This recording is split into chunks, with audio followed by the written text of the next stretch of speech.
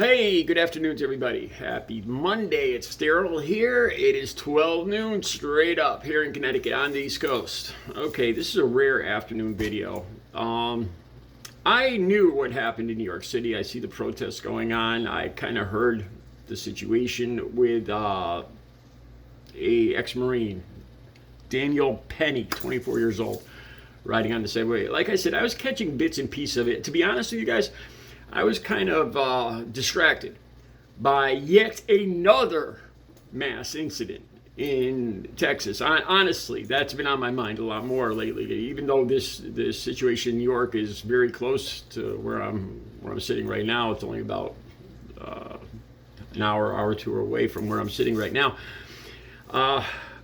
I realized something. I started watching the video, and then I'm familiar with this chokehold. I'm no Marine, I am no wrestler, but I'm very familiar with. I call it it's a sleeper hold. That's what I've always called it.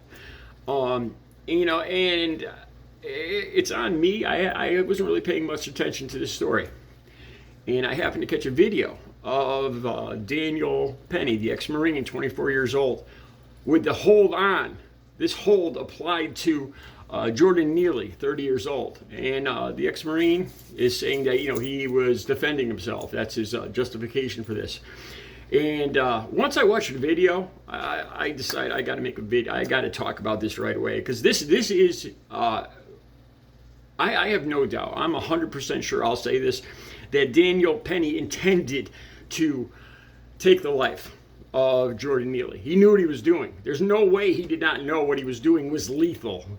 Let me just talk about this a little bit. Like as I said, most of you guys are familiar with this story. Jordan Neely, he's 30 years old. He's an he was a Michael Jackson impersonator.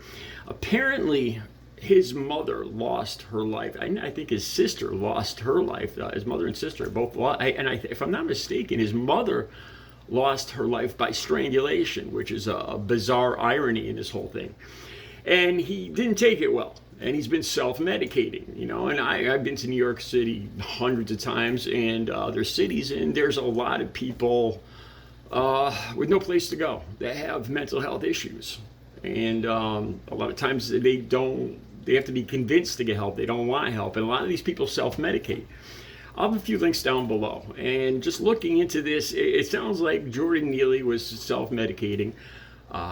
They listed K2. I haven't used for 16 and a half years. I've heard of K, being in a K-hole, K before, but I've never heard of K2. That's not really here nor there. I've been in a lot of, you guys, I'm sorry if this is repeating something I've said before, but I've been in a lot of altercations in my life, and I am very familiar with this hold. I've used it on people before. It's one of my, when I was using, getting in fights, it was just part of how it worked when you're using altercations, fights. It was often, and there was a couple moves that I would use to defend myself. One, I've told you guys before, and I'm not proud of this. This isn't something I've been clean and sober for 16 and a half years. This isn't something I do now. But two of my go-tos were getting somebody close to me and headbutting them, and the other one was either a kick to the knee or the sleeper hold. And I'm familiar. I have used this hold. I'm going to tell you about a story where I almost pushed it too far. And it was nowhere near a couple minutes, like Danielpenny. Okay, as soon as I saw this video, you could tell I freaked out. This guy, now supposedly he's an ex-Marine, right? Anybody that's using this hold, you could tell he's fairly experienced. This is what I call the sleeper hold, okay? It has nothing to do, this has nothing to do with the windpipe. You have the carotid arteries going up, and you have the jugular veins going down. This hold works incredibly. I've used it. It works amazingly well, but it's extremely dangerous. Anybody that's learned this knows this. The whole point is you here and here. You press against here and here, right where the carotid arteries. Forgive me if I'm not pronouncing that right. You press right here and here, and I could feel myself getting dizzy just like that. It takes almost very little pressure. Anybody that's learned, and then you apply. I used to apply my other hand to the forehead and press, and that worked well. Some people put the hand behind the head and push it forward, and that would cause it to work even faster. If you're all familiar with this hold, it cuts off the blood supply to the head. Within 5 seconds, every time I've used it, within 5 seconds, the person loses consciousness. And I cannot believe for 1 second that Jordan Neely, an ex-Marine, did not know this. An ex-Marine, he's using this hold, and the way he's using it, he knows this hold well. I don't believe for 1 second. It's common knowledge. Anybody that knows this hold, that uses this hold, it's a very dangerous hold.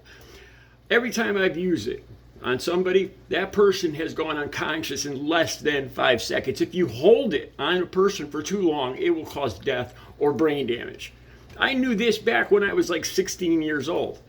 I don't believe for 1 freaking second that an ex-Marine applying the hold very well as he was doing didn't know that he was killing that guy right there, that he was cutting off the blood. He had this hold on for what? I didn't see how, it was over a couple minutes. A couple minutes. That's not defending yourself. What you're doing there, that's homicide. There's no way that Daniel Penny did not know that what he was doing was going to take that man's life. There's no way he could plead ignorance on this. The way he's applying that hold, being an ex-Marine, he knows what this hold will do. One time, I'll tell you guys this. This is, like I said, these aren't things I'm proud of, but I remember one of my friends didn't believe me. I told them we were sitting around using, drinking, and everything, and one of my friends didn't believe me. I said, all I got to do is apply this hold to you, and you'll be out in 5. You'll drop unconscious in 5 seconds. It doesn't take much pressure at all. You don't touch the windpipe. You don't need to touch the windpipe. It's just here and here, right here and here, with right here and here, and it's just a gentle squeeze right there, just like this. You can feel it. And then you apply pressure here or here, and out go the lights, like Robin Trower said, out go the lights.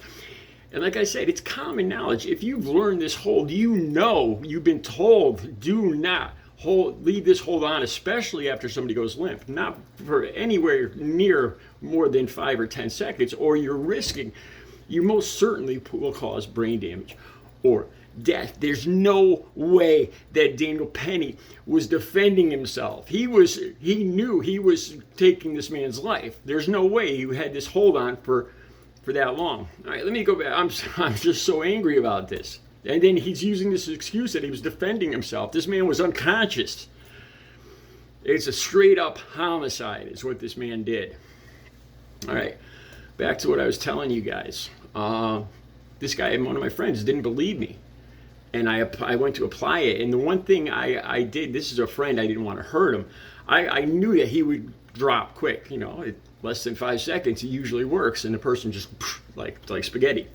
And I held on to him because we were in the kitchen. And I was afraid he was going to hit his head on the way down. I knew he was going to be out cold. And sure enough, he was. And he fell forward. And I started to lose my balance with him. And at the last moment, I let him go. And he kind of spun unconscious and hit his head against the wall. I will never forget this.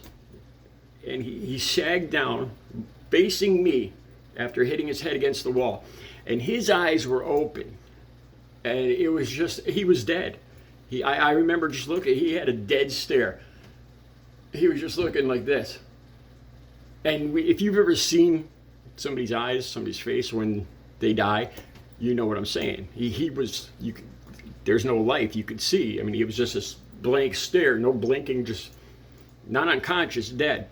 Then all of a sudden he went, and it scared the living bejesus out of me.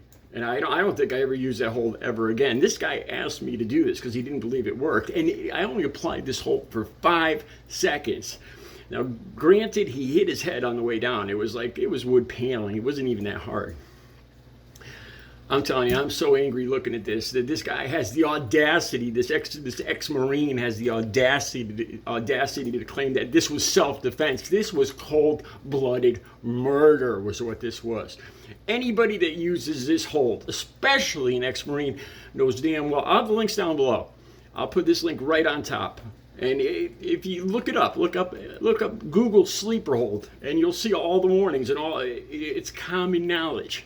You cannot leave this hold on for more than 5 or 10 seconds, or you're going to cause brain damage or death. And I guarantee you, he knew this. He killed this guy on purpose.